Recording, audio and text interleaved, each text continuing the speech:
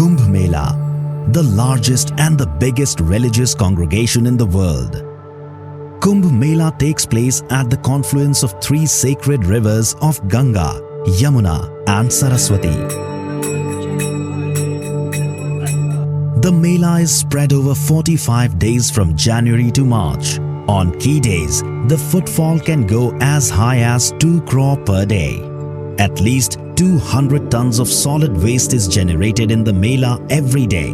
It was the vision to demonstrate practical and workable solutions of waste management that Parryware launched its Shuruwat initiative. The Shuruwat campaign was initiated in all the key locations of the city. Hoardings were put up at all the junctions, railway stations, highways, city roundabouts, eateries and dhabas. The aim was to create awareness not only among the devotees visiting the city, but also to the locals to follow basic practices of hygiene and sanitation. Bottles with carry bags were provided to people, helped them carry the holy Ganga water and reducing the use of polythene and pet waste. This campaign ensured that the devotees could offer prayers in a pure and sacred environment, bringing smiles and a wonderful experience.